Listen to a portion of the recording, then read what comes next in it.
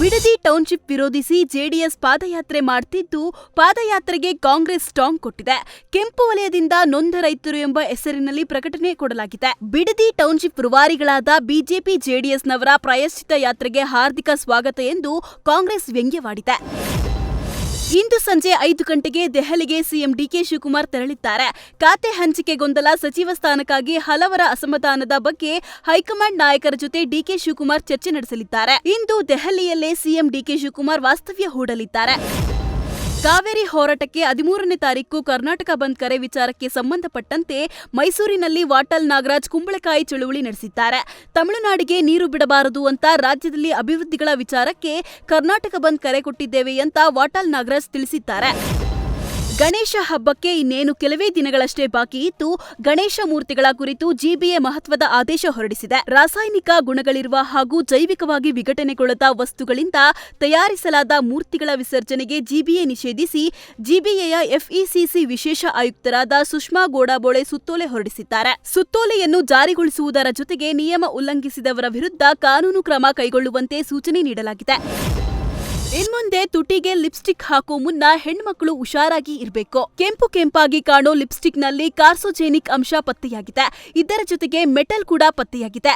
ಈ ತರದ ಲಿಪ್ಸ್ಟಿಕ್ ಬಳಸೋದ್ರಿಂದ ಕ್ಯಾನ್ಸರ್ ಬರುತ್ತೆ ಎಂದು ಆತಂಕಕಾರಿ ವಿಷಯವನ್ನು ಆಹಾರ ಇಲಾಖೆ ಅಧಿಕಾರಿಗಳು ಮಾಹಿತಿ ನೀಡಿದ್ದಾರೆ. ಕಾಸ್ಮೆಟಿಕ್ ಲಿಪ್ಸ್ಟಿಕ್ ಸ್ಯಾಂಪಲ್ ತೆಗೆದು ಲ್ಯಾಬ್ಗೆ ಕಳುಹಿಸಲಾಗಿತ್ತು. ವರದಿಯಲ್ಲಿ ಕಾರ್ಸೋಜೆನಿಕ್ ಹಾಗೂ ಮೆಟಲ್ ಪತ್ತೆಯಾಗಿರೋದು ಬಹಿರಂಗವಾಗಿದೆ.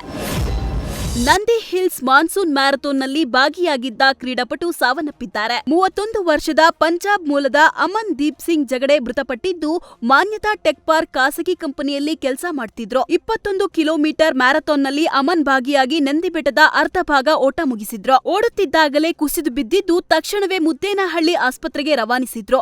ಚಿಕಿತ್ಸೆ ಫಲಕಾರಿಯಾಗದೆ ಸಾವನ್ನಪ್ಪಿದ್ದಾರೆ. ಹೃದಯಾಘಾತದಿಂದ ಮೃತಪಟ್ಟಿರುವ ಶಂಕೆ ವ್ಯಕ್ತವಾಗಿದೆ. ಮೈಸೂರು ತಾಲೂಕಿನ ಮೂಗನಹುಂಡಿ ಗ್ರಾಮದಲ್ಲಿರೋ ಶ್ರೀ ಚಾಮುಂಡೇಶ್ವರಿ ದೇವಸ್ಥಾನದಲ್ಲಿ ಕಳ್ಳತನವಾಗಿದೆ. 20 ಗ್ರಾಂಗೂ ಹೆಚ್ಚು ಚಿನ್ನಾಭರಣ, ಲಕ್ಷಾಂತರ ಮೌಲ್ಯದ ಹುಂಡಿ ಹಣ ಕಳವು ಮಾಡಲಾಗಿದೆ. ಕಳೆದ 2 ವರ್ಷಗಳ ಹಿಂದೆ ದೇವಸ್ಥಾನ ಉದ್ಘಾಟನೆಯಾಗಿತ್ತು. ತಡರಾತ್ರಿ ಕಳ್ಳರ ಕೈಚಳಕಕ್ಕೆ ಗ್ರಾಮಸ್ಥರು ಹಿಡಿಶಾಪ ಹಾಕಿದ್ದು, ಜೈಪುರ ಪೊಲೀಸ್ ಠಾಣೆಯಲ್ಲಿ ಪ್ರಕರಣ ದಾಖಲಾಗಿದೆ.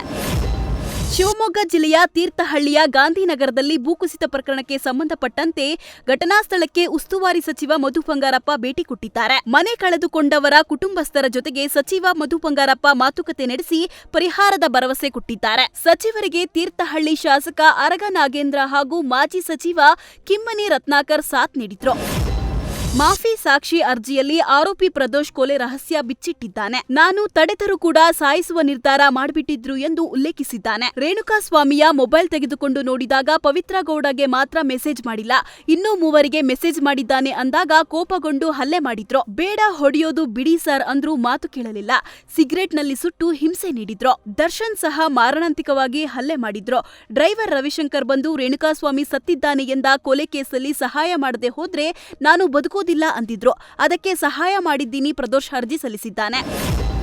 ಮದುವೆಯಾಗೋದಾಗಿ ನಂಬಿಸಿ ಡೇಟಿಂಗ್ ಆಪ್ ಟೆಂಡರ್ ಆಪ್ನಲ್ಲಿ ಯುವತಿ ಕೋಟ್ಯಾಂತರ ರೂಪಾಯಿ ವಂಚನೆ ಮಾಡಿರೋ ಆರೋಪ ಬೆಳಕಿಗೆ ಬಂದಿದೆ. ಉತ್ತರ ಪ್ರದೇಶದ ಪ್ರಯಾಗ್ರಾಜ್ನಲ್ಲಿ ಪಲ್ಲವಿ ಸಿಂಗ್ ರಜಪೂತ್ ಎಂಬ ಯುವತಿ ಅವಿವಾಹಿತೆ ಎಂದು ಪ್ರೊಫೈಲ್ ಪೋಸ್ಟ್ ಹಾಕಿ ಶ್ರೀಮಂತರಿಗೆ ಗಾಳ ಹಾಕಿ ವಂಚನೆ ಮಾಡಿರೋದು ಹೇಳಲಾಗ್ತಿದೆ. ಡೇಟಿಂಗ್ ಮದುವೆಯಾಗುವುದಾಗಿ ನಂಬಿಸಿ ಖಾಸಗಿ ಫೋಟೋ ವಿಡಿಯೋ ರೆಕಾರ್ಡ್ ಮಾಡಿ ಬಳಿಕ ಕೋಟಿಗಟ್ಟಲೆ ಹಣಕ್ಕಾಗಿ ಬ್ಲಾಕ್ ಮೇಲ್ ಮಾಡ್ತಿದ್ಲಂತೆ. ಹೀಗೆ 6 ಕೋಟಿಗೂ ರೂಪಾಯಿಗೂ ಅಧಿಕ ಹಣ ಲಪಟಾಯಿಸಿ 5 ಮಂದಿಯ ವಿರುದ್ಧ ಸುಳ್ಳು ರೇಪ್ ಕೇಸ್ ದಾಖಲಿಸಿ ಜೈಲಿಗೆ ಕಳಿಸಿದ್ದಾಳೆ. ಇದೀಗ ಪಲ್ಲವಿ ಸಿಂಗ್ ವಿರುದ್ಧ ಬ್ಲಾಕ್ ಮೇಲ್ ಕೇಸ್, ವಂಚನೆ ಸೇರಿ ವಿವಿಧ ರೀತಿಯ ಕೇಸ್ ದಾಖಲಾಗಿದೆ.